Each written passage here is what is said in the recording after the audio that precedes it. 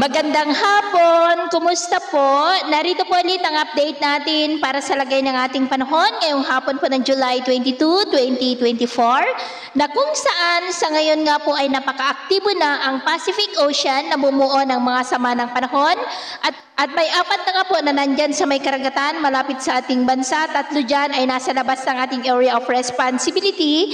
Isa na dyan si dating bagyong Botchoy na tinutumbok na po nito sa ikalawang pagkakataon ang mainland ng Southern China at ang dalawang LPA sa silangan ng ating area of responsibility, pero ang mga ito ay hindi naman nakitaan na lalakas bilang bagyo for the next 2 to 3 days. Posibleng malusaw rin ang mga yan sa susunod po na mga araw. Habang ang nandito naman sa loob ng ating area of responsibility na si Bagyong Karina ay lumakas na nga po ulit at nasa typhoon category na, habang nasa silangan na po ng Santa Ana, Cagayan, about 384 km east away.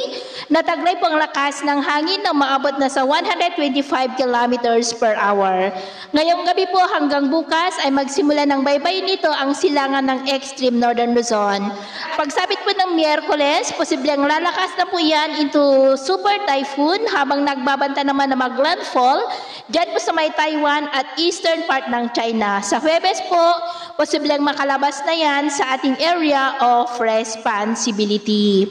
Hindi man po mag-landfall sa ating kalupaan si Karina, ay patuloy pa rin po tayong makakaranas ng may kalakasan ng mga pag-uulan na minsan rin ay may mga pagbugso ng hangin dahil papalakasin po niyan ang habagat na siyang magdudulot ng mga pag-uulan dito po sa ating bansa hanggat nandyan po si Bagyong Karina, posibleng hanggang sa weekend. At sa lagay ng ating panahon, ngayong hapon dahil sa pinagsamang epekto ng habagat at ng bagyong si Karina, ay maulap ang kalangitan with isolated light to heavy rains dito po sa malaking bahagi ng Northern Luzon at nakataas na po ngayon ang Tropical Cyclone Wind Signal number 1 sa may Batanes, eastern portion ng mainland Cagayan sa may Santa Ana, Gataran, Baggao, Peña Blanca, Lalo, Gonzaga, kasama na po ang eastern portion ng Babuyan Island sa may Camiguin Island, Babuyan Island, and the northeastern portion po ng Isabela, dyan sa may Divilacan, Palanan at Makunakon.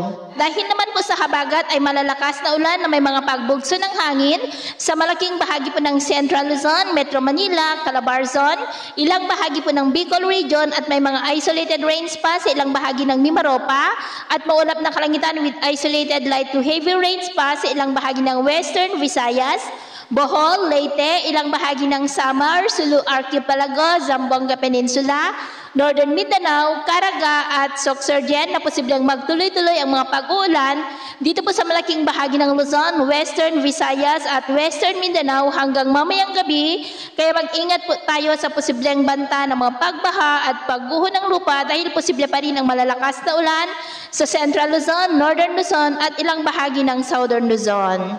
At sa atin naman po mabaybayin, iwasan na po muna natin ang papalaot sa lurang baybayin po ng Palawan at Occidental Mindoro dahil sa habagat ay posibleng aabot ang mga alon dyan hanggang sa 2 to 2.5 meters height. At dahil naman kay Bagyong Karina, ay iwasan na muna natin ang papalaot sa mga seaboard po ng extreme northern Luzon Islands, maging po sa seaboard ng eastern Cagayan at Isabela dahil ang mga alon dyan ay posible pa rin na aabot hanggang po sa 2 to 3 meters height. Kaya hanggat maaari ay iwasan po muna natin ang papalaot dyan sa mga may kulay pula para mas makaiwas sa mga sakunang pangkaragatan.